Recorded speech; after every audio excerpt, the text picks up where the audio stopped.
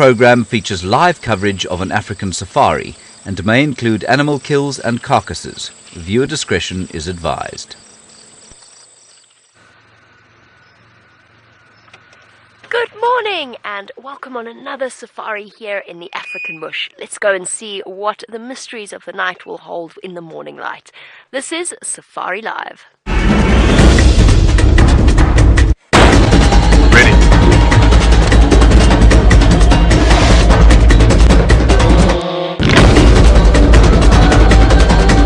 Standing by.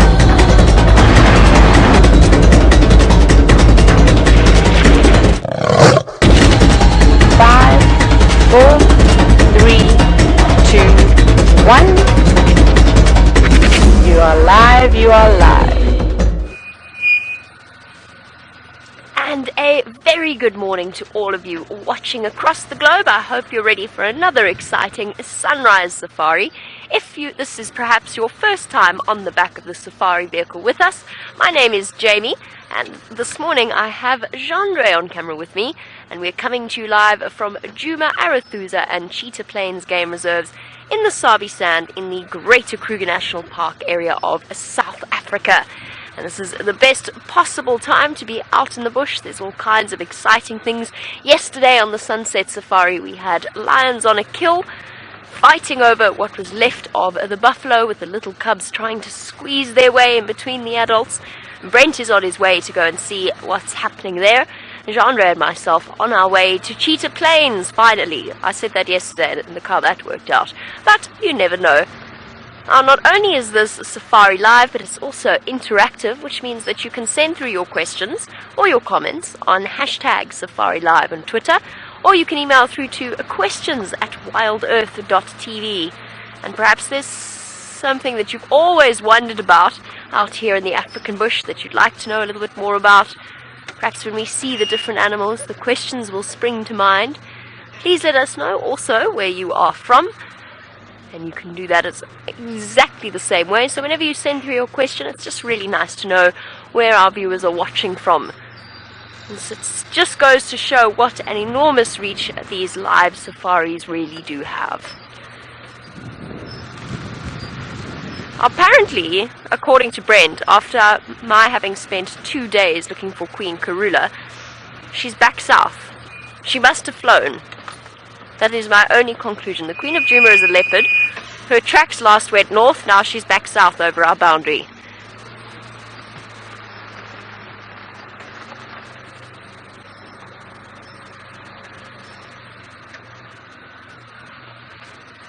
And Patricia Scott, you saying that you were still amazed by the standoff between the buffalo and the lioness. Now that, of course, was with Brent yesterday afternoon. We actually had quite a dramatic afternoon. For those of you who missed it, and then we'll go into Patricia's comment. Those of you who missed it, it was a lioness that came to call the cubs, obviously not realizing that the cubs had already been safely shepherded to that kill that they'd made. And on her way back, she was traveling alone, and I lost track of her because I got fooled into thinking something was a kill, but it turned out it was just a piece of bark. Very embarrassing, but we were all fooled. Everyone was fooled. And on her way back, Brent happened to bump into her just south of where we were, and this buffalo started to chase her. She'd obviously bumped into one of the remaining scattered members of the buffalo herd. And it was dramatic yesterday because we had a herd of buffalo shuffling towards us through this area that is obviously part of the herd that had been attacked by the lions. They were very clearly terrified, very nervous, wide-eyed, jumpy, skittish, all in all just not happy buffalo. But it is an amazing thing to see because buffalo so often fight back. They're such massive creatures. And we've had a few sightings. I think there was an amazing one with Scott. I say not too long ago. It must have been long ago if it was with Scott. An amazing sighting with Scott where the buffalo refused to let the lions go down to the waterhole for a drink. So it just goes to show there's very much a delicate balance of power there. Alright, as we trundle along talking about delicate balances, let's head across to Brent and find out what he's up to and how his search for those lions are going.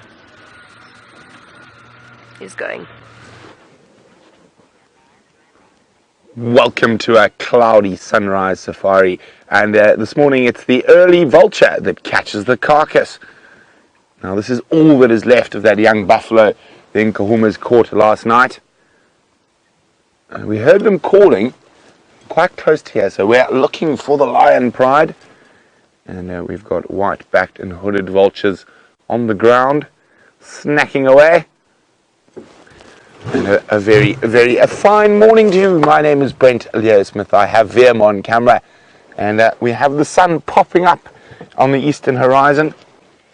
And we've just been sitting hoping to hear the lions roar again. No such luck. Now, we didn't see any tracks coming out of this block, so they could still be sleeping close by.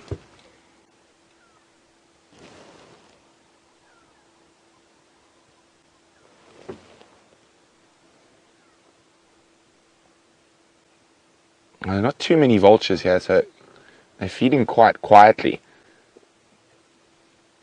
Oh, there's a little argument.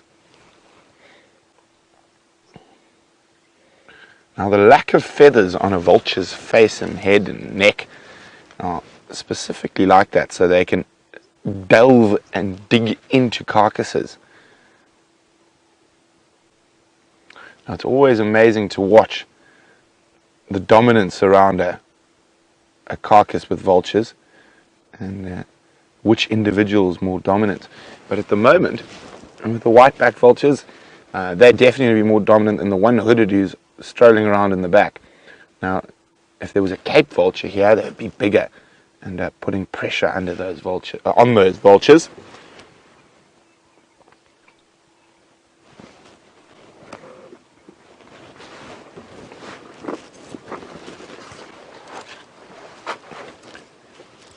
So we're just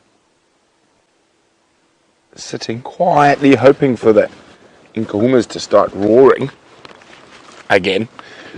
As I was waking up at about 4:30 this morning, they were making an incredible amount of noise. Remember, we are on a live safari, and you can ask us questions. Hashtag Safari Live on Twitter, or questions at WildEarthTV. Oh, is that a tawny eagle in the back there as well? Or is it a juvenile battalier? Difficult. Tawny eagle. So for the birders, a great start to the morning.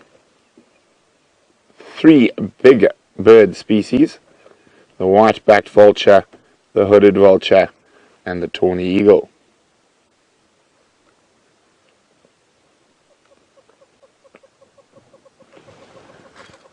Now, as I said, we're just hoping that we hear the roar of a lion shortly. Oh, the tawny's landed in the tree. Clever tawny. He's got a piece of our esophagus. Oh, is that actually a tawny? I think it is a tawny. It's just got some interesting coloration. There's such variation on the eagles, and especially the Aquila eagles. Now, for a second there, it had very similar coloration to what a pale morph booted eagle would have, but what we want to do is look at the gape. Now, the gape of the mouth, where it extends to the eye. Now, also I say it's a tawny just based on its size. It's quite a bit bigger than the booted eagle.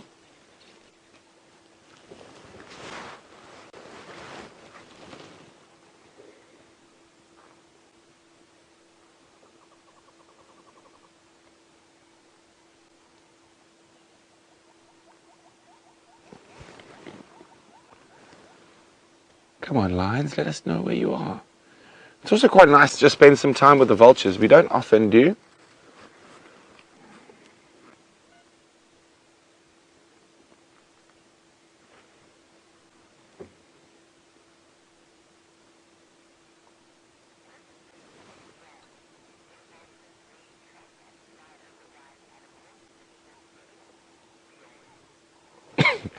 Now, many a cartoon and a movie has played off the fact that vultures will track an animal they think is about to expire until they die. Well, I can't speak for the New World vultures of South America and North America. I can speak for our vultures here in Africa. And they don't really, they'll have to wait for something to be dead. If there's something that is sort of stuck in the mud and half dying, yes, then maybe. But they don't really track dying animals. They will track predators, especially the hooded vulture. That's the closest one we're looking at there. They will often track lions, and especially in certain parts of Africa, they track wild dogs. And they'll follow them around.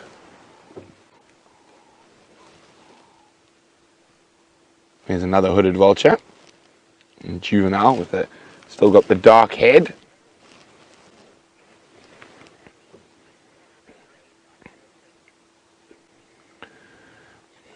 Now, as you can see, they're very much enjoying their breakfast. And Lindsay's wondering, do they only eat meat or do they eat other things? No, they are meat eaters exclusively, Lindsay. And specifically, they are carrion eaters. So things that have been killed by something else. In very rare cases, certain vulture species, particularly the lapid-faced and the white-headed vulture, have been known to hunt.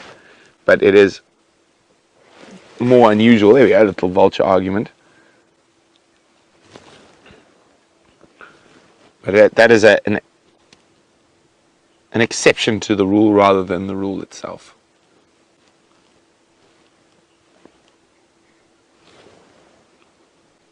Oh, it is fascinating to watch them work in the... And you see how the little hooded vulture hangs around the peripheries looking for little scraps. You can see its beak isn't nearly as well developed as the whitebacks. Now, I suppose there's only a face a mother can love on that hooded vulture. Oh, and there's a Cape glossy starling. Now, what the Cape glossy starling will be looking for is possibly any maggots that might have been left over from the flies yesterday. I think it's a bit fresh. Oh, what's he got? Ah, you know what he got? I think he actually got a bit of lion fur there. And what he's doing is that lions probably had an argument over the carcass. And he's got a bit of that lion fur and taking it to line the nest. Nice, soft, fluffy for the nest. Very expensive. Very expensive, yeah. Okay, well, we're going to leave these vultures to continue. And we're going to go see... Oh, what was that landed at the back there? That looked quite big. Let me just... see if we can... Was it just another vulture? In the tree at the back. Yeah, I think it's just another white-backed. A little bit higher. But right at the top. Yeah, it's just another white-backed vulture. Okay, we're going to go see if we can find which direction the incredible Nkuhumas went. And while we do that, let's go back to Jamie and see what her plans are for this beautiful Saturday morning. My plans for now consist of looking across the river system at this lovely scene in front of us, with a little baby elephant scampering to catch up and then overtake Mum. Just doing a little bit of taking in the scenery on this beautiful, beautiful morning. It really is a beautiful morning, despite the clouds. The sun's managed to break through. And all in all, the bush is looking truly lovely. It's green, it's fresh, it smells clean. Stunning. Well, at least it smells clean here. I'm not sure what the smell was like where Brent was. Okay, let's see if we can catch up with at least a better view of those elephants before we make our way across to Cheetah Plains. No signs of the lions coming back out in this direction, which is one of the things I was checking carefully for before we move on, just to make sure that we don't make life for Brent harder than it needs to be. Sending him off on a wild goose chase in the wrong direction, perhaps. We definitely don't want to do that. Okay. See. There's always a lovely spot to start a morning. There's often baboons and monkeys asleep in these jackalberries, Although perhaps not today, just because the jackalberries haven't got their leaves back yet. Or haven't got their leaves back properly yet. But you can see what I mean, it's a truly pretty spot. Anybody home? Nice to sit and examine the cracks in the trees. I don't think so though. I think all is quiet. I know that at least one tree agama lives in this jackalberry tree, but it's still a little bit chilly for it to be popping its head out. Standing by, Brent. There's an elephant. Jamie, you take some names, just check carefully for tracks in case point north. I did. I don't know if you heard me call in. I had tracks of what looked like one male from the Wahlbergs Junction going north towards the Voyatella Dam, but the male did leave separately before the females last night. Unless I've missed them crossing on a rocky patch, I haven't seen anything else. Copy. So our last tracks from the carcass look like they actually head west. So we're going to go back down to Philemon's cut line. Copy. They were looking northwest, and females kept getting up and moving in that direction. Copy that. Here we go. Sorry everybody, just helping Brent out in terms of following up on those lines. What I was just saying about not sending him on a wild goose chase, well, I think he was concerned about that as well and wanted to make sure we checked carefully for the tracks.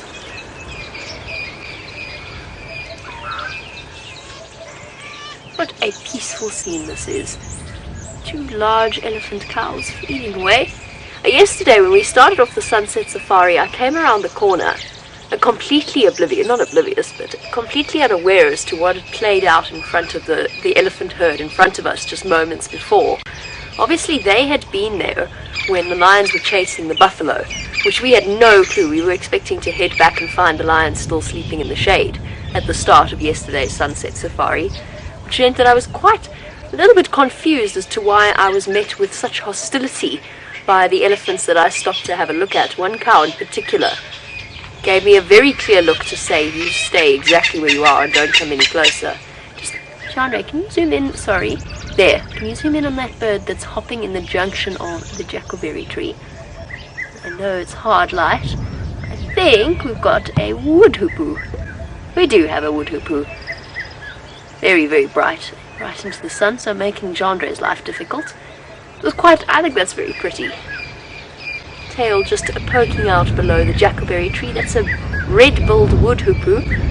Its proper official name now is a green wood hoopoo.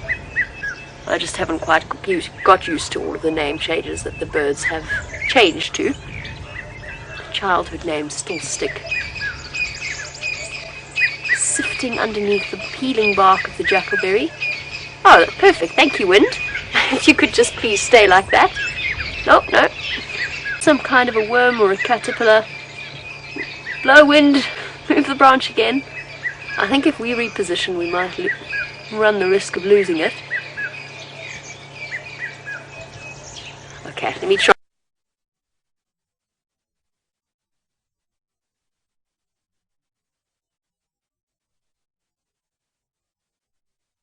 To put any pachyderm in a bad mood.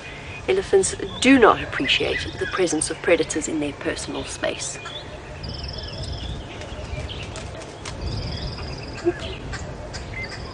Stunning morning.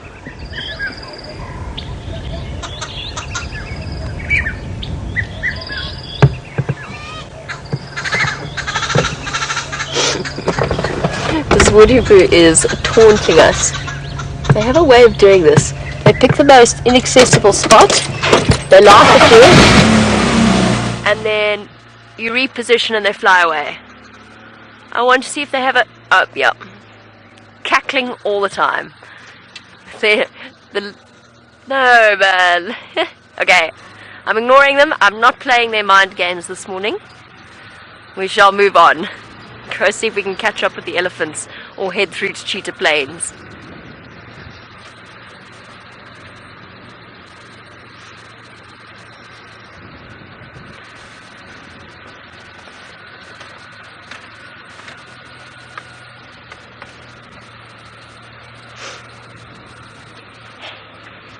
Ellie in Ohio. Lovely question coming through.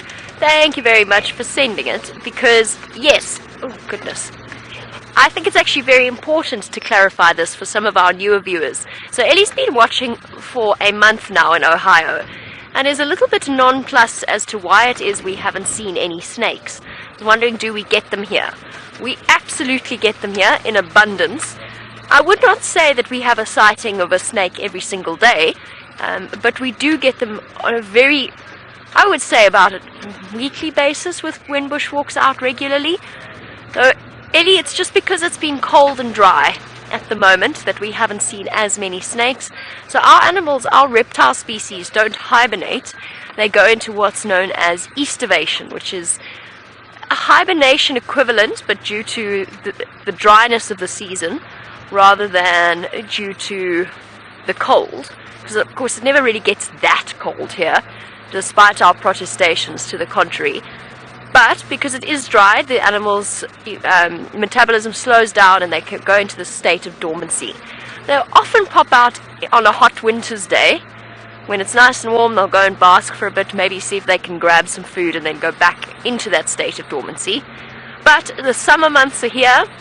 It's very crisp and cold at the moment, unusually crisp and cold for October, which is why I think our snake sightings have been slightly delayed, because they've been sluggish and not moving around as much. But lots of snake tracks around. Brent and I had a bush snake try and climb into our bedroom window the other day, which happens all the time. So yes, they're about and you will see them. I had two incredible black mamba sightings. And black mambas, despite the fear that they strike into people's hearts, are truly phenomenal snakes. I had a black mamba sighting where the black mamba must have been close to, I would say, over 2 meters, and about that thick.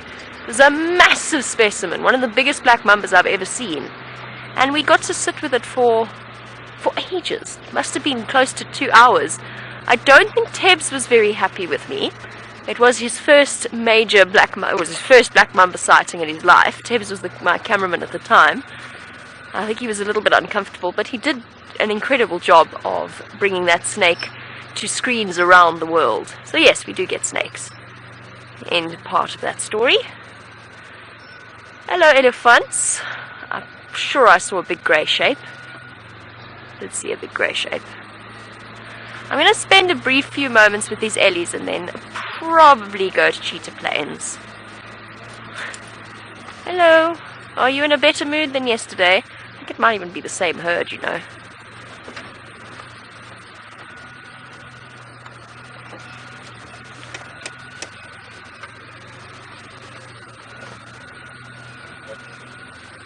Hello, gorgeous.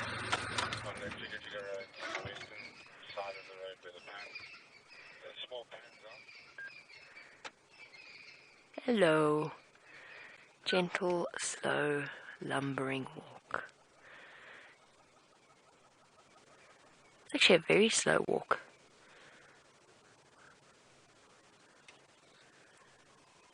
Okay. Our elephants, this block is particularly thick, so I think this might be our last view of our herd of elephants. Let's head across while we dash over to Cheetah Plains and see whether or not he's been successful in his search for lions.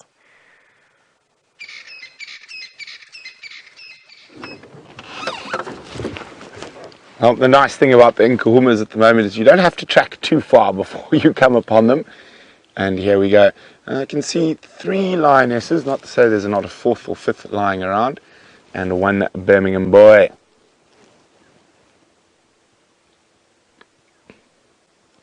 Now that buffalo they caught last night was quite small, and there's a very strong possibility if the buffalo happen into this area again, and there could be more action during the day or this evening. And you know, everybody needs a pillow. If you're a lion cub, mom is number 1, but elephant dung is probably number 2.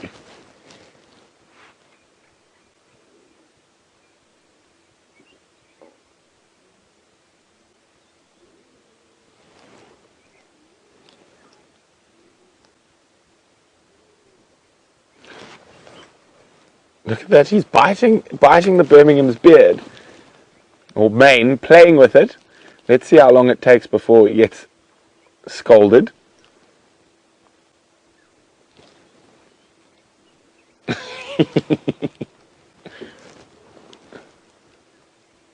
Play with me! Play with me!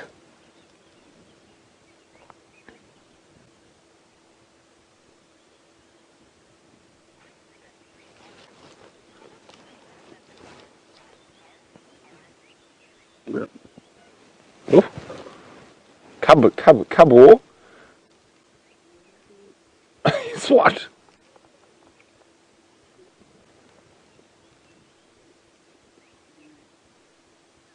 Isn't that just too cute?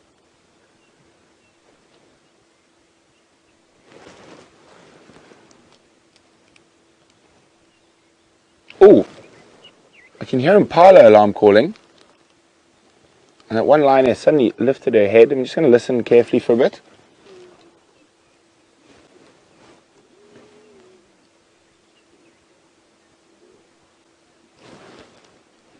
Definitely not alarming at these lions, but they said there could be another lioness somewhere else. And you can see she's heard that Impala snort.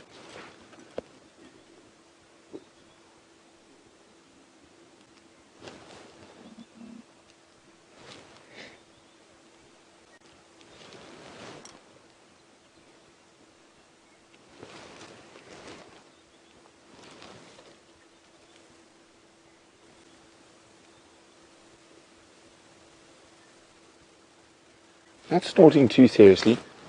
It could be one of the other lionesses walking back, or even a male.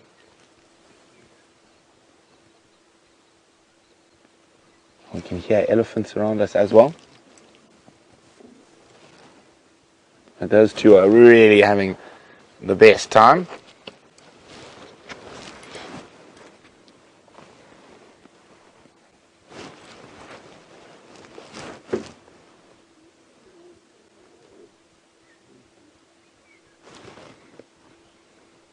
Very sedate Nkuhuma family scene this morning.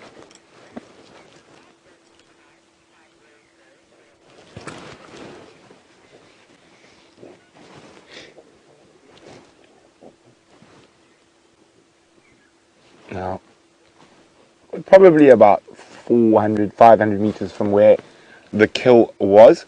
And Debbie in Vancouver is wondering, how does the Pride decide where it's going to go? Well, I think in this case, the core of the Nkuhuma's territory is to the north, so they probably moved back towards there. And where we are now, we're in a section of little pans, so there's water here. So they probably came for the water that is throughout this area. There's a pan just behind them, there's another pan just behind us. So just off there, there's water in that depression there, so that's probably why they came here.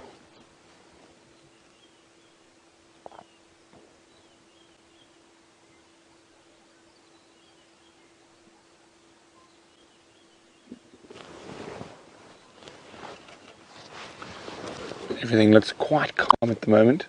Of course, that can change in an instant. If a herd of buffalo happen to be heard,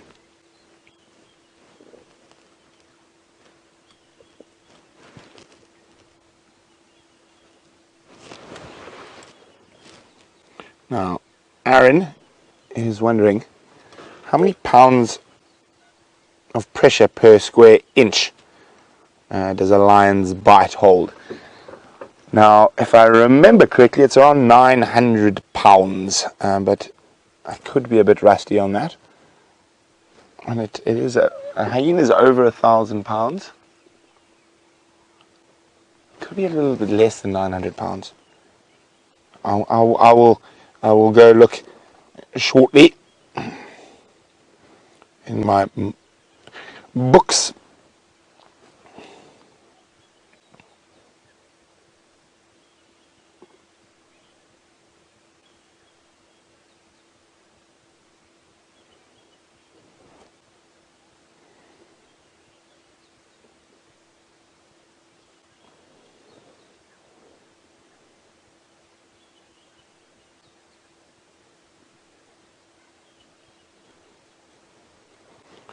Now, of course, you don't need a buffalo if you're hungry and you're a lion cub who's under 6 months old. You can always feed off mom or aunties.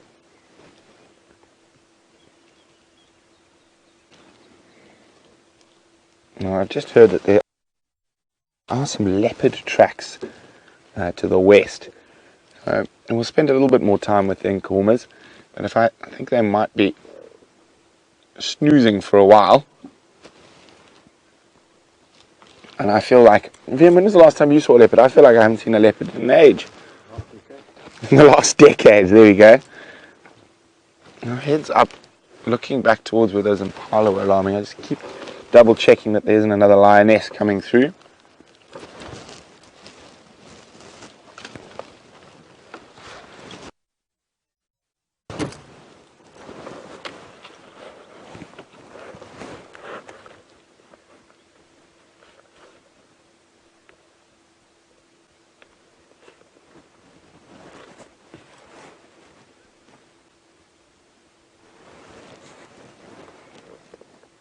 See, she's looking reasonably alert every now and then.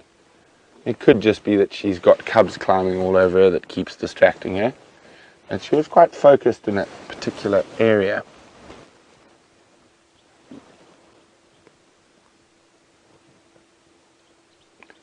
So from what we can, isn't that cute? From what we can see here, it's all the 3 lionesses that are here are all the mothers.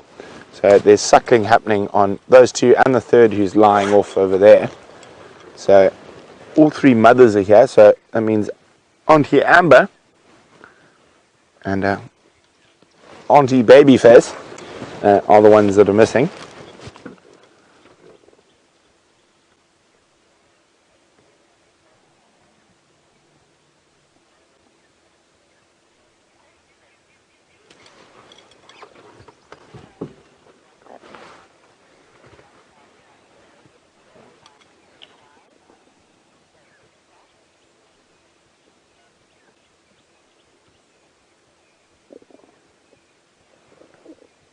So we're only seeing 3 lionesses at the moment, and UK expat is wondering whether the lioness who was wandering around and had that standoff with the buffalo last night is found the pride. As far as I know, she did. She joined them at that carcass.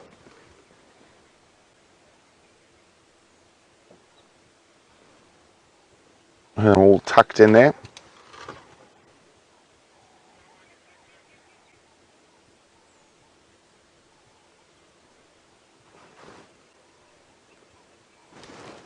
Sorry, I just need to be on the game drive radio. I think the guys missed that I'd found them. They all think I'm still looking for the lions.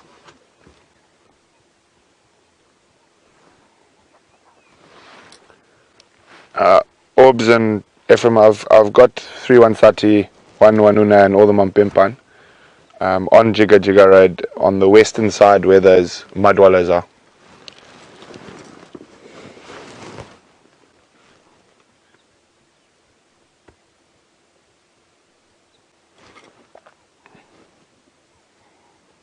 Oh, it is incredible that you are experiencing these tender moments between a lioness and her cub live.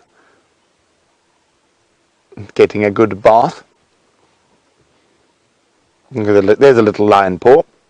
Now, can you believe those little lion paws are about the same size as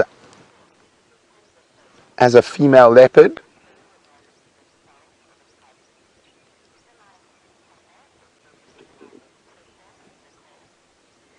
Now, we mentioned that when a lion licks, it can actually lick the skin on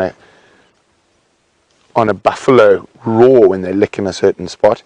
Now, Nicole is wondering, well, why doesn't that happen to their cubs? Doesn't it remove fur? Well, it does, and that's part of the reason. So when they're grooming, it will remove a certain amount of fur. And, of course, that's all the fur that's come loose and fallen out and is out of place.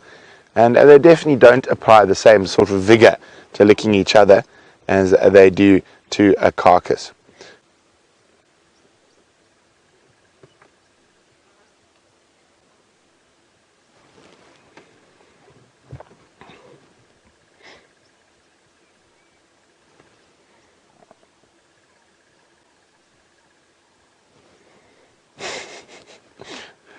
Yes.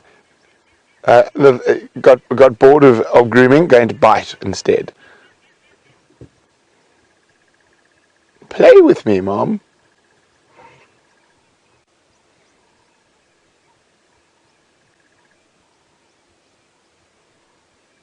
Oh.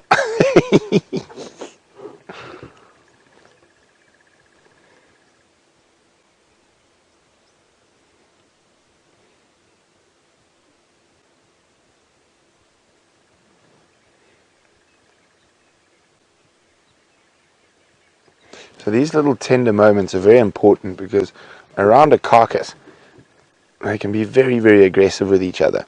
So this allo grooming, this mutual grooming, what it does, it reaffirms the bonds between the pride.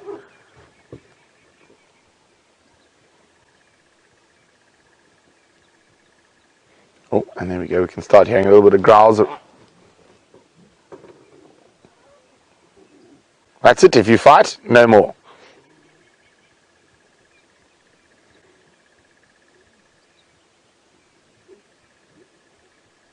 So you can see, even though they had a buffalo, they're not that full.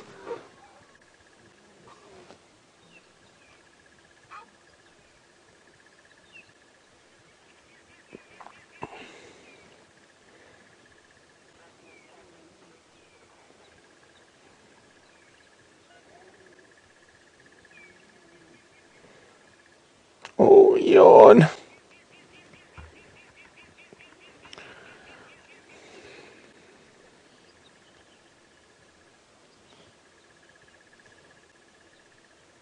Now, you can see lions can be a little bit disgusting. That female's urinating, but the cub is still suckling.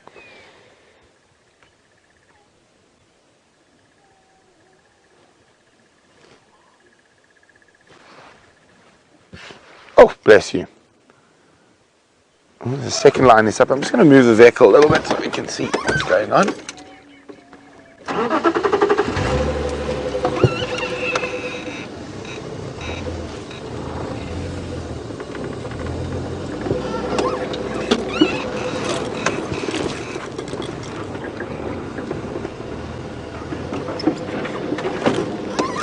Oh, sorry, there was a stick there, big boy.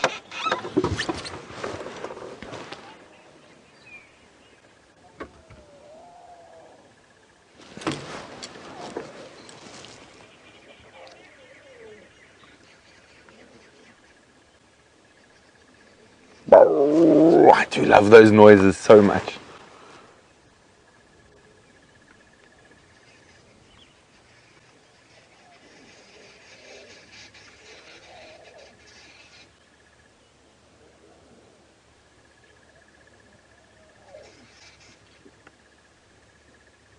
Oh, itchy ear.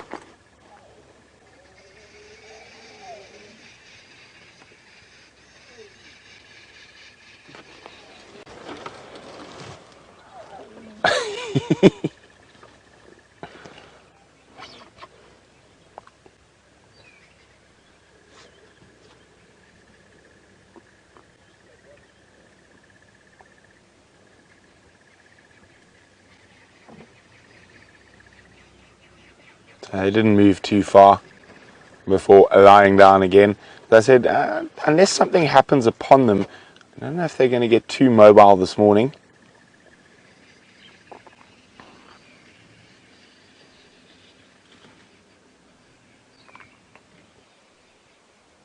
Oh, here we go. Are we going to get a stalk and a pounce?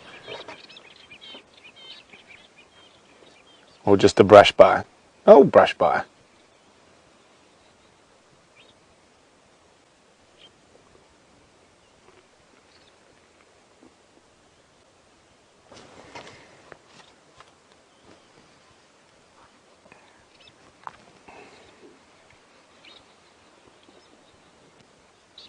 Well, definitely a good way to start Saturday Cataday with the incredible Nkuhumas. Bless you, VM.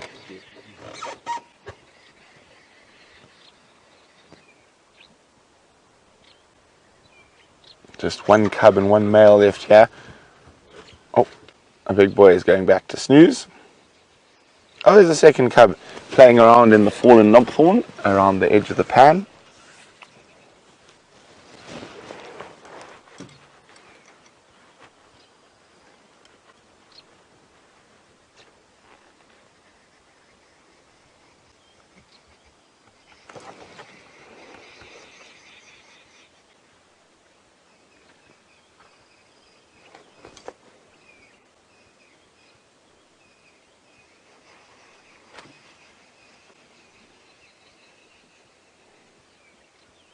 Now everything looks to be...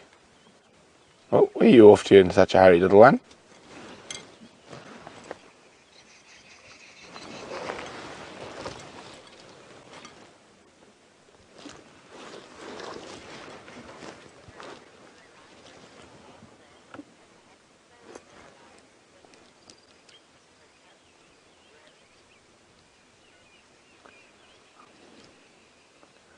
Now,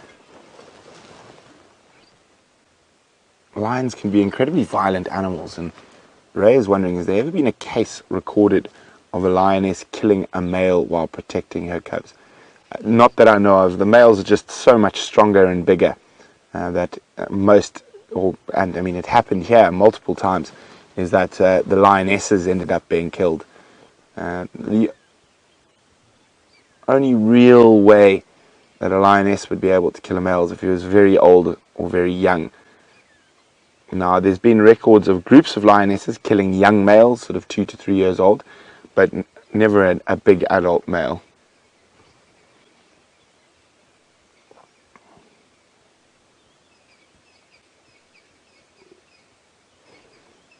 I think as things have calmed down here, and VM and I seem to feel the need for spots in our life,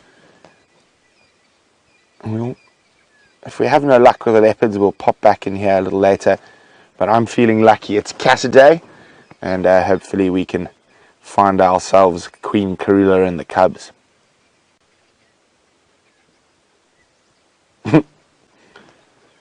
Even a piece of grass can make a good toy.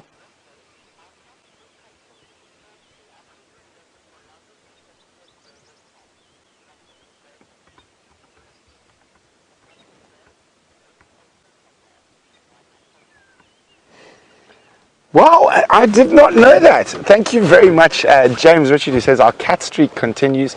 We are now had cats every day since the 8th of September. What's the date today? Is it the 8th of October? No, I don't check dates. Let's think.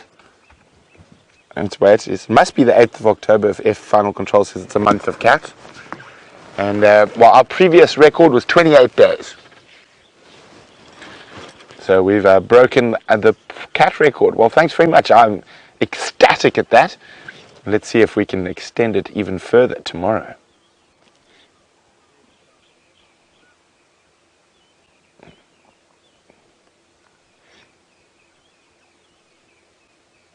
Oh, it looked like it was trying to decide to go over or under.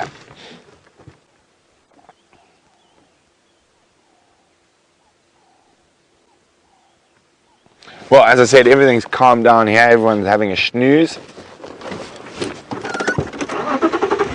So we're going to head to the sort of western corner, see if we can find... Oh, are we going to fall into a hole? No, we're not. But that was very close for him. Very, very close. Baby lion dung. Oh dear. We don't want to be driving over any form of lion dung, even if it is from the cute Nkuhuma babies. What happens if you find lion dung, or you find buffalo after driving through lion dung? They all run away at great speed. Who knows, maybe they can smell their cousin inside. I think it's more the smell of the big cat that scares them. Leaving Aubrey with Nkuhumas. Oops, I'm going to head up towards, I'm going to do vertilla access to Impala Road, see if I can see any Nkonzo coming out of that one Satiengwe.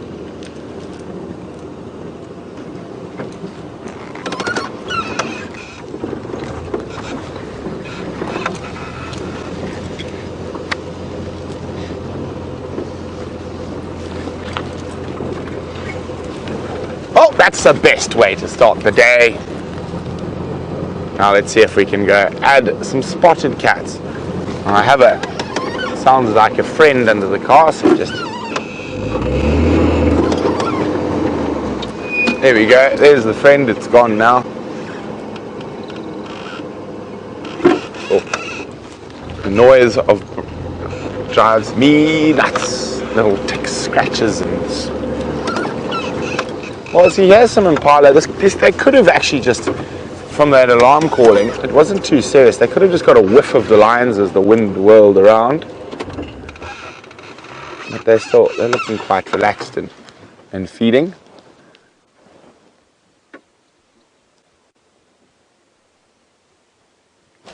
What are you feeding off? A little knob thorn tree.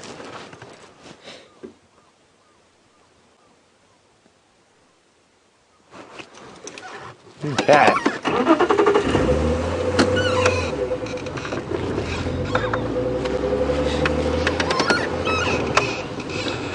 Now, of course, you've noticed it's just Jamie and myself out here, and James and Taylor have gone on leave.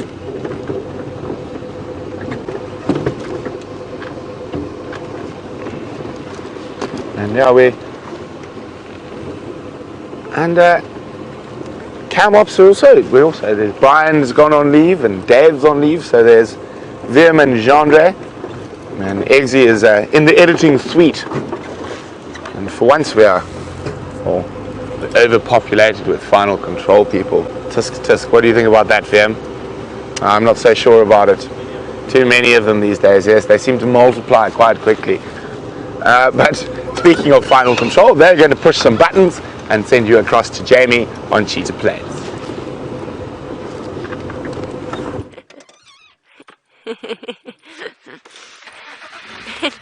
I was driving along, oh dear, Jigger. Stay. The key doesn't really like to stay turned all that often. Driving along Cheetah Plains, hoping to bump into a leopard on a termite mound.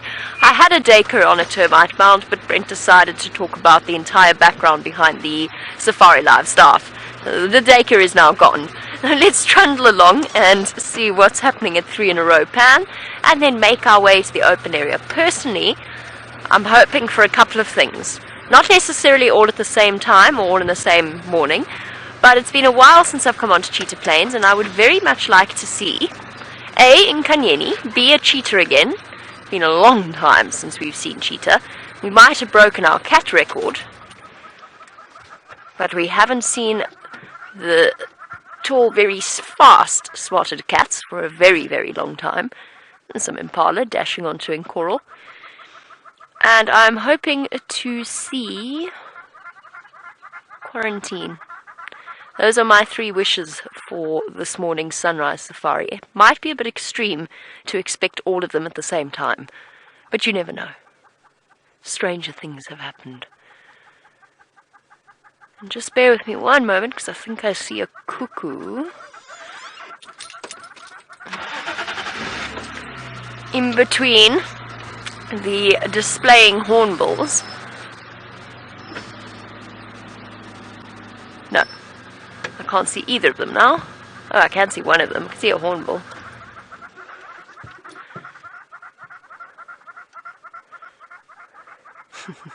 This is always entertaining to watch. Let's give it a moment. Red-billed, not quite as dramatic as the yellow-billed display, but still entertaining. Oh, they heard me say that. One more time.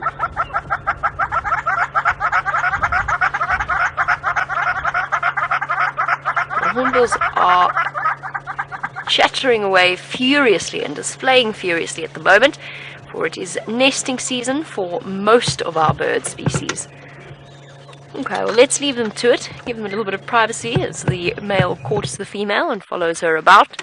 They're looking for suitable nest sites, suitable places for the female to haul herself up, lose her flight feathers, and lay her eggs, and then becomes entirely spiderweb. Yeah, that one went right in my mouth. Did you get it as well, Jadre? He's also got it in the mouth. That was quite a big spider web. Now where's the spider? Sorry, spider. Didn't see you. What was I talking about? Oh, female hornbill being entirely reliant upon the male to feed her in her time of confinement. Oh, there's a moth. That's not a spider, Jadre. There's a moth. It was a really, truly beautiful moth. Let me have a look at this. This is actually a very pretty moth. Look at that. Let me try and tilt a little bit for you, so so you can see the proper patterns on the wings. And this morning when I first got into jigger, all sorts... Wait, hold on. Let me try and do something quickly, but I'm going to end up moving a bit.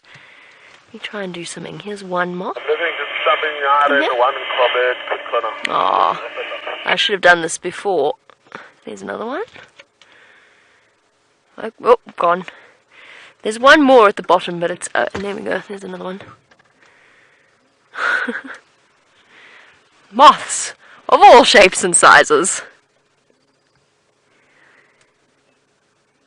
Well, that's quite pretty. Two entirely different species there. Both of them, I have no idea what they are. There are so many different species of moth that half the fun is trying to figure it out as we go along. One of my favorites so far, because I'm always thoroughly impressed by our viewers' ability to identify truly obscure moths, moths that we've only seen once and never ever again. And somehow our viewers managed to go through... Shame, sorry, I didn't mean to throw you lot together. Somehow our viewers managed to go through all of the different species and identify what they are. And my favorite was the Bowers frother moth, which looks a little bit like this light-colored moth, but with a bright pink abdomen and slightly transparent wings. And I mean really truly bright pink. It's absolutely stunning. Okay, let me now I've got myself in a pickle. I'll pop them on the hat that Chandra found. Here we go. Chandra found a hat, by the way, on the road this morning. I would say, judging by the state it's in... Here we go, moth. Here, you go on the dark bit. Your friend can go on the light bit. Judging by the condition it's in, I would say that a hyena has enjoyed a little nibble and exploration with its teeth. Decided that even it didn't want to eat this hat. And there we go. Well done, Chandra, for finding a hat. Relatively certain, just judging by the type of hat it is, relatively certain it does not belong to a guest.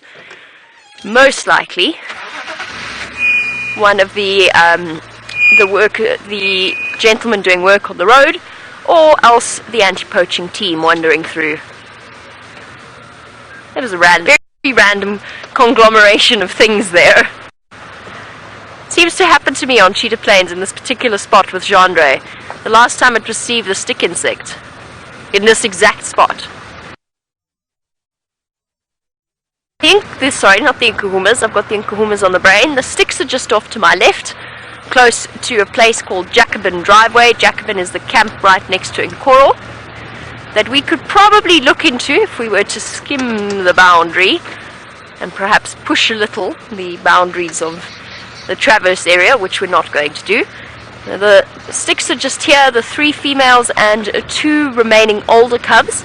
And then of course there's the wonderful news about the fact that one of the females has given birth to new cubs. And hopefully they are going to have more success than her previous litter. So 2 of the cubs of the original litters are still alive and well.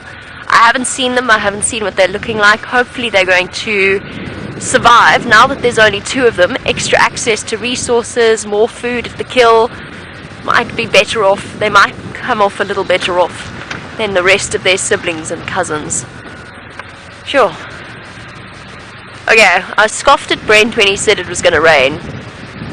I did properly scoff at him, and he might have been right. There's been a sudden drop in temperature.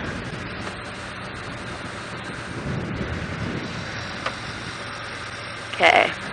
I'm feeling another surprise quarantine sighting is in order.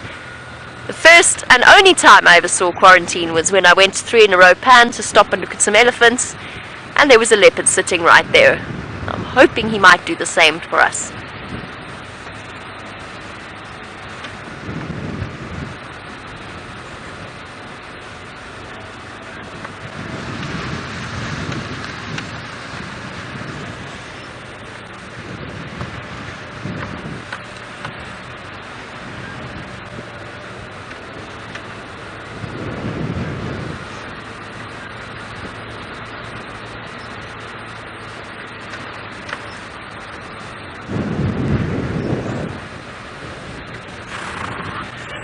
Sure. Definitely much colder than I was expecting. So a little bit more rain would be absolutely wonderful. We could definitely use it. While we wait and see if the rain hits us on Cheetah Plains, I believe it's still sunny on Djuma. Let's head across and have a look at the sun on the lions.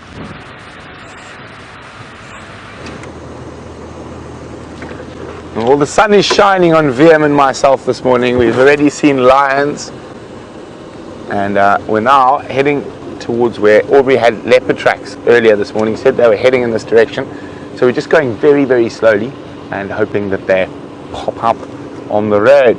If we get nothing here, we're going to start slowly working our way back towards the south, towards Impala Plains. And we just got to check quite carefully if it was both Shadow and Karula like to just cross roads rather than walk down them for extended periods. Shadow and Karula, for those of you who might not know, are two female leopards we get on Djuma. Karula is Shadow's mother and is known as the Queen of Djuma. She holds territory over most of the center through to the east and north of Djuma, whereas Shadow only holds territory on this little western belt. Most of her territory is in Arathusa and Sibambili, and then also further to the south.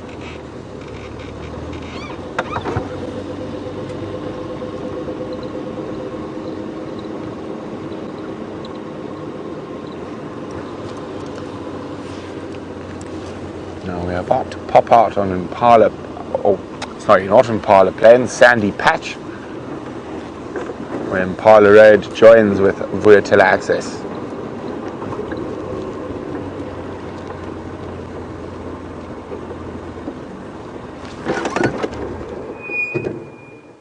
I thought I heard something. I did. A car.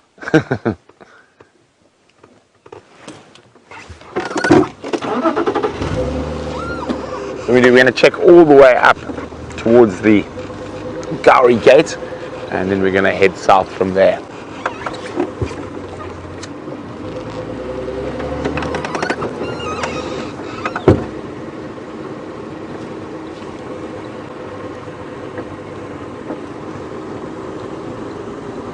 Quite quiet here in the west. I mean, we saw lots of impala and that while we're in the center of Djuma, and now as we head west, we're not seeing much. Now that, of course, doesn't mean they're not here, or a leopard or lion has walked through here. As we saw, those lions were very close to those impala earlier. It could just mean they're feeding in a different area.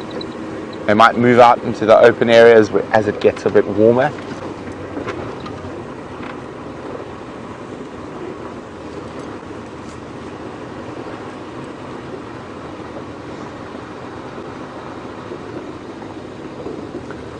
Now, I will keep my eye out for Dina, who's requested some new flowers of the season, but I think most of them have been eaten before they could flower, but we will keep our eyes peeled for any flowers that might have started blooming. Remember, hashtag Safari Live, questions at WildEarthTV on email if you'd like to ask us any questions about what we're up to and what we're looking for.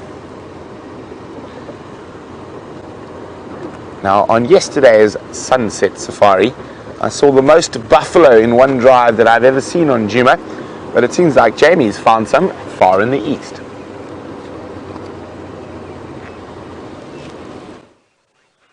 We were just, funnily enough, chatting about how many buffalo there are around at the moment, but before we go into that, just have a look at the way that this calf suckles, because it's all part of a funny story. And you see how, like most animals, it has to stimulate milk production from mom by headbutting her, not all that gently. Unlike cow calves, so baby cows, they don't feed from sort of underneath their mom's tummy in towards the back legs. They feed between the back legs themselves. Now, this particular reason I'm pointing this out as we watch this lovely tenderish scene between a mom and offspring is the story of Patsy the buffalo.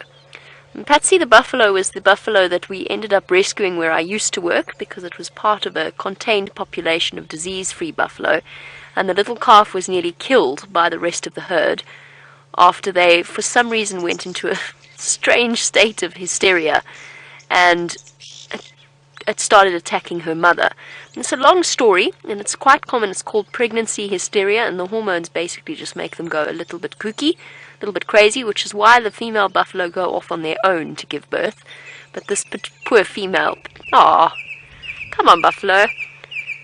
This particular female hadn't managed it before she went into labor. So the long story short, Patsy was rescued and hand-raised. Now, she was hand-raised by a gentleman who was the reserve manager, and that's an important part of the story. It was a he who raised Patsy, and Patsy had a tendency, once she'd finished her bottle of milk, to attempt, when she was still hungry, to stimulate milk production by doing just that. Unfortunately, not to her mommy buffalo, but to poor Ross, who was the reserve manager. You can just imagine that he didn't really appreciate the efforts of that particular little buffalo calf. That being said, apart from that aspect of Patsy's story, the other thing I learned about buffalo, because they've got these two little teeth that stick out at the top with a gap in between them. Let me turn this down, and then we go search for that korhaan that's calling. What they do when they suckle, apart from the fact that they're clearly not very gentle with their mums when they headbutt up like that, they put their tongue over their teeth. I know, because Patsy came up and suckled my fingers one day when I wasn't looking. They suckle with their tongue over their teeth so that they don't hurt their mothers. There's a strange combination there. You know, wallop mom whenever you want milk. Baby rhino do it too, it's adorable. Less adorable for the mothers when they start to grow their horns. But at the same time, be very careful not to hurt her with their teeth. Let's go find this korhaan, since our buffalo are in some very dense vegetation. Don't you find it amazing? Oh, I can hear it clicking. It's actually doing its full display. We might get to see this. Chandra, can you... Oh, no, that's not. That's a log. I thought I'd spotted it. Oh. I'm really hoping to get a korhaan display. We seem to see them far more frequently on Cheetah Plains. And I still haven't managed to get the flight upwards and then dropping down. I can hear it clicking. Bull snapping.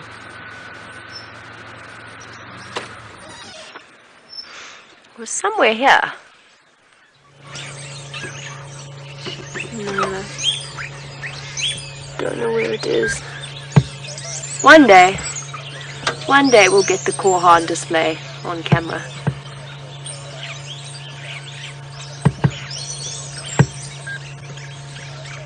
We've arrived in the middle of a bird feeding party though. And if we have a look at the top of this tree, we should see some starlings that we don't often get to see, and the ones responsible for this racket at the moment, the wattled starlings. Finally back with us once again. We should, if we sit patiently, be treated to some wonderful scenes with these birds. A type of starling, we were watching I can't remember which starling it was with Brent, that was steaming a little bit of the carcass. The wattled starling we don't see for most of our winter months. They're not a proper migratory species, but they tend to move about to wherever there's food, and they abandon us for several months of the year. But they form these enormous flocks, and I've seen massive, massive flocks of starlings before. There's what looked like, from this angle, greater blue-eared starlings as well. I've seen enormous flocks of wattled starlings come together. Easily 100, 200 birds in one go. And they can be thoroughly, thoroughly entertaining to watch. I was wondering why there was so much noise around us. Go and see if we can get a nice view of them. I'm hoping... Oh, I think they're all going to go.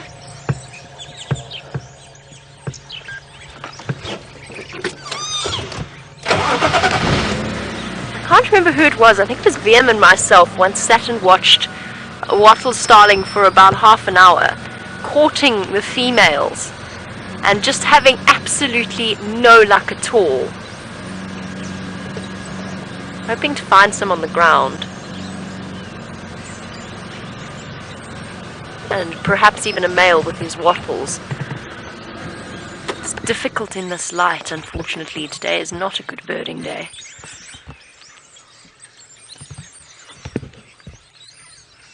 We're just surrounded by noise at the moment. Sounds like being in an aviary. There's a wattled male. You can see the wattles dangling from the top of his chin. Breeding time is here for all the birds, including the wattled starlings. And that's where they get the name from, the dangly bits under the chin. So he turns his head away. There you go, brief view.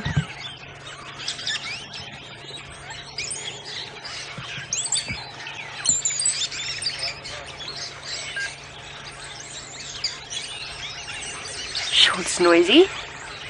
Unbelievably noisy.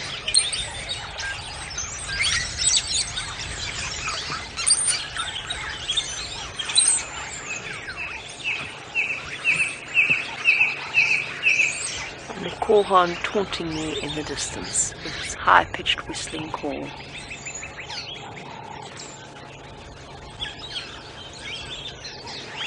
And just like that, the noise is... No, it's still there.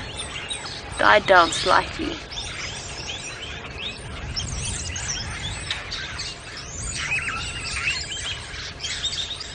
Does it come across how noisy it is?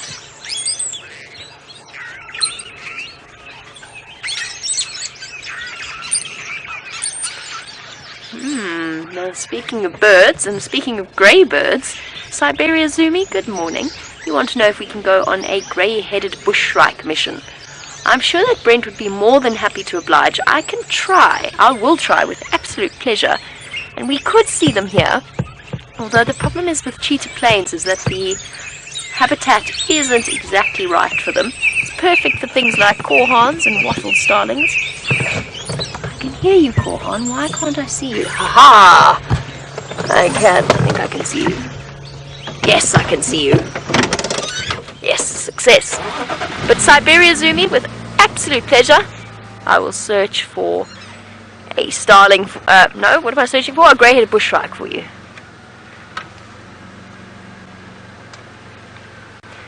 I see you.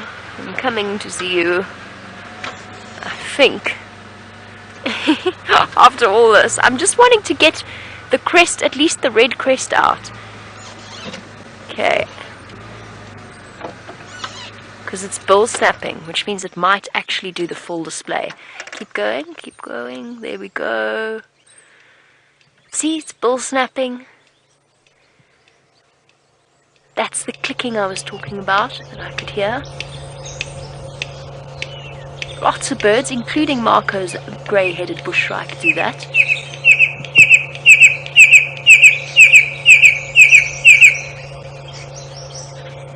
It doesn't have its crest out. The reason behind the name, the red-crested korhaan. Of course, you know, we don't have a view of its head either. And I'm nervous of repositioning in case we lose it completely.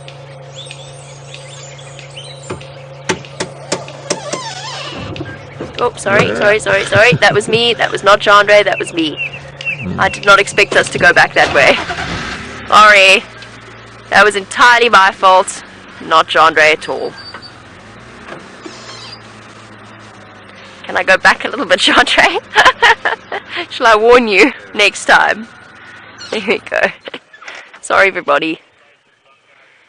Sorry if you're now motion sick. There you go. You can see that bill snap motion.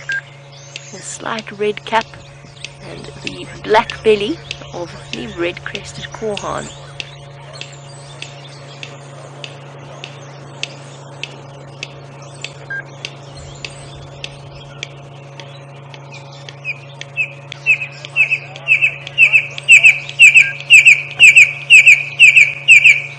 How awesome is this?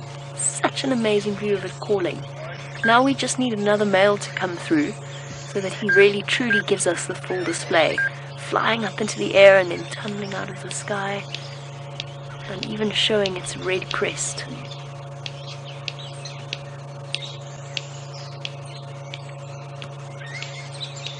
The equivalent of snapping your teeth shut.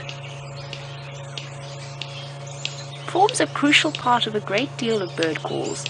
Let's think of it, bird calls as a series of whistles or chirps or anything coming from their voice box. But the bull snap is actually an integral part. Puffback shrikes, black-backed puffbacks as they're now known, lots of the shrike family. The corehorns, the bustards, woodpeckers.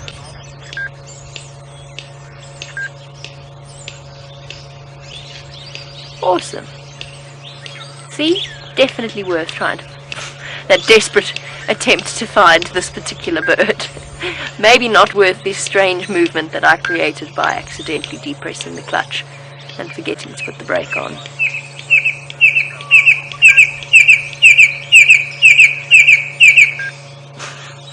That face he pulls is somewhat ridiculous. Almost as ridiculous as the black-bellied bustard, the cousin of the red-crested corehorn. Right, 1, 8, 9, 10, 11, 12, 13, 14. Ooh! Ooh! Chandra is charging. Oh, look at that! Puffing out his chest. Oh no, don't go behind there. Oh, there he goes. It's popped out on the other side. Not for me. Not for you. He's almost giving us this full display. Oh, I've lost him. I can hear him. Okay, Chandra, I'm rolling back. That's a pre-warning. We got him. I can't see him. We're so close to getting the full red-crested corehorn display. Got him. Here he goes again. He needs a lady though. He's not going to give us the full impact of this display without a lady being present. And despite his best efforts of attracting her, so far, nothing has appeared out of the vegetation. Keep trying, buddy. 5, 6, 7, 8, 9, 10. Sorry, I'm counting bull slaps. 14.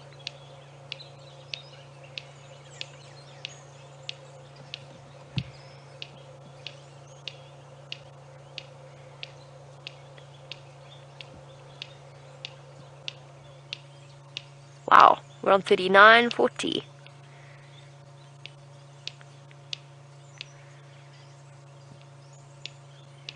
Now he's got shy. Wow, lots of bull snaps.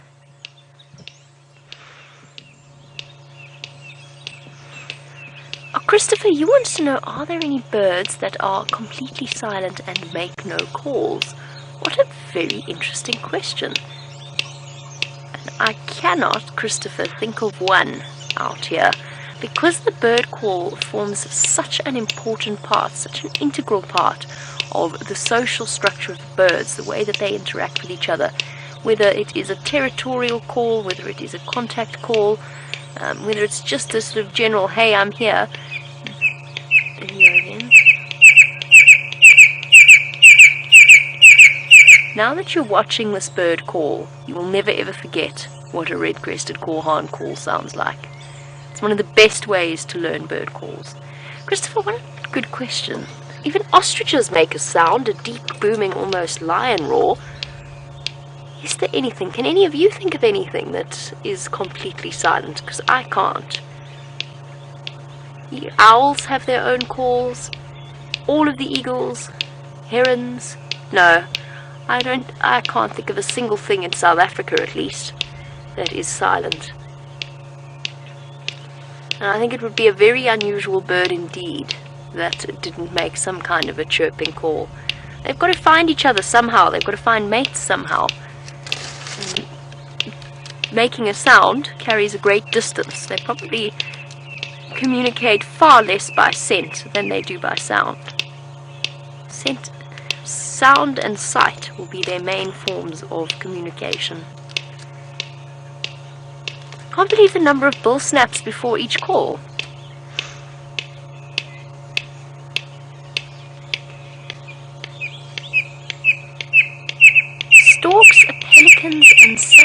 vultures, apparently, coming through from final control, have no voice and no call.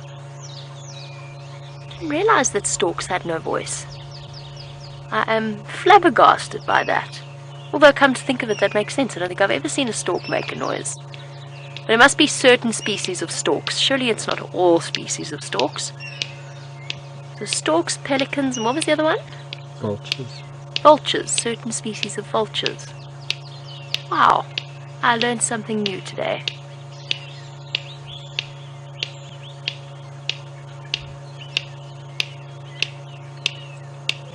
Amazing. Speaking of sounds of the bush, I've been listening to something the whole time and I've only just realized what it is. So bear with me while you look at your red-crested korhaan. I'm going to attempt a catch and release, which might involve some aerobatics on my part. Shame, buddy. How long have you been stuck here? I'll show you in a moment. Oh. Hey, look what we found. Don't fall over. An amazing dung beetle. Yay, the dung beetles are back. I do enjoy them so much. In this particular one, you can see the really incredibly fine detail, except he's going to keep turning his back on you. Let me turn you around. Oh, hold on. Come here. Otherwise you're going to fall down and you're going to get stuck. Now go towards Jean-Ray. Oopsie. Here we go. Go towards... No, go the other way. All right. Okay, no, we're going this way whether we want to or not. There you go, Kathy, in Washington. You were wondering where all the dung beetles are. Found one in the wheelbase, in the footwell of my car. Oh dear.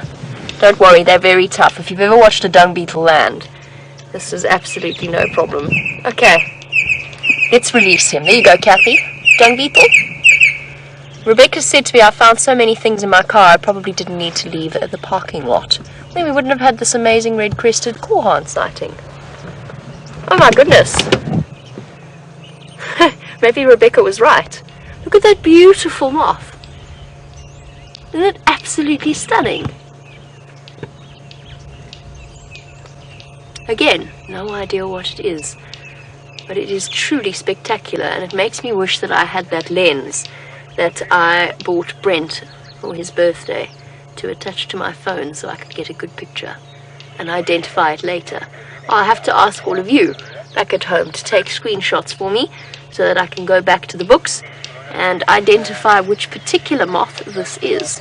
I try and turn it. I don't want to disturb it too much, but it might be nice to just have a side view. There we go. Hello. No, doesn't want to do it. Okay, so Rebecca was right. All of the content seems to be inside of Jigger.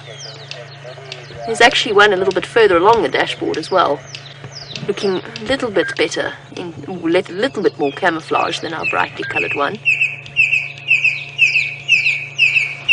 Now the korhaan is desperately trying to reattract our attention, calling away. Ouch, no, you can't dig through my hand, dung beetle. Yes, I know. Alright, okay, hold on. I'm getting you there. And you're lucky because a herd of buffaloes just come through here, so there's going to be plenty for you to eat. Okay, alright. They are unbelievably strong. I've been trying to hold this one in my hand just to stop it from disappearing off into the footwell again. And it's unbelievable just how powerful they are in terms of pushing against us. And of course, a form of the dung beetle. Yes, korhaan, I know. There you go. There he goes. There's a form of dung beetle that is the strongest beetle in the world. Form of rhino beetle, actually. But nonplussed, I think. I'm confused. I have no idea when that dung beetle got into my vehicle. But it'll find its way. Never fear. Dung beetles use all kinds of amazing navigational techniques. Right. The buffalo herd have all but disappeared. I've got so distracted by everything happening out here. That's half the fun.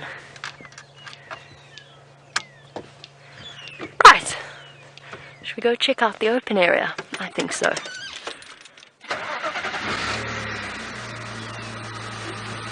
Just want to see if we could catch the tail end of the buffalo, but I think that ship may have sailed.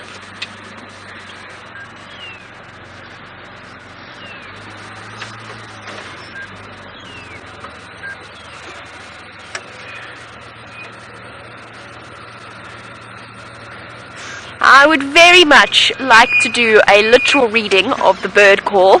Unfortunately, my bird book is at home because I thought it was going to rain. So I can't do a literal reading of the bird horn call. However, I can send you across to Brent, who's got something much, much larger and much grayer.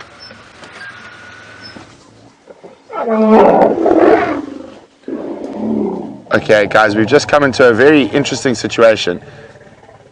And we can actually show you a playback. Hopefully, I'm going to ask Final Control, because those elephants were completely relaxed. And then then it went a little bit pear-shaped. And actually, that was actually a potentially interesting situation. So the female was feeding happily next to us, just behind this tree, and that little one, there was a little baby, probably about just over a year old, was playing around here, and it stepped into one of the holes in the termite mound and fell flat on its face, and then gave a little strangled and which sent all the other elephants into a bit of a panic. There we go, panicking. And that female somehow thought it was our fault, even though it was her baby's fault completely. So Final Control is going to prep a playback for you.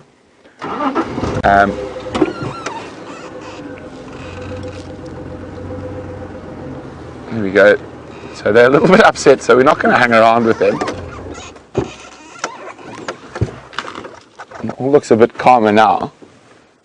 That elephant literally fell on its face.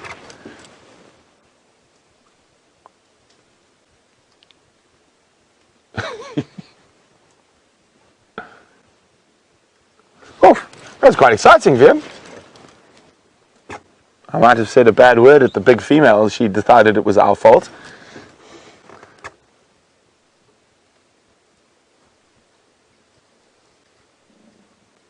Okay, so yeah, we're not going to spend too much time. They are a little bit agitated, even though it looks like it's all calmed down now. But we're going to keep heading towards Vultures, where there's another massive herd of buffalo, and the elephants look like they're going to move off. And wow, that was very interesting. We're almost.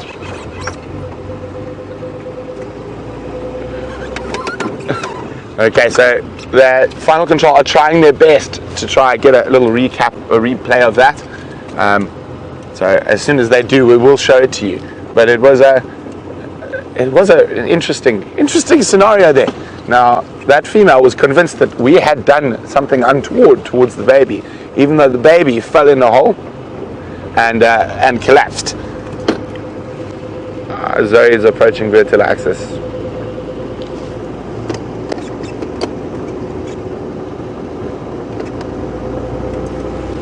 Alright, copy, thanks Tax, I'll come a bit faster. So Tax is a really nice big herd of buffalo. So I'm going to speed up to get there.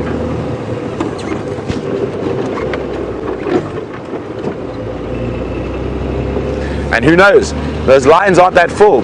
Maybe that massive herd of buffalo will attract the attention of the incredible Nkuhuma pride. I've decided we should do something, and whenever you take a screenshot of an Nkuhuma or the cubs, I think we should start our own hashtag phase. Hashtag incredible Nkuhumas.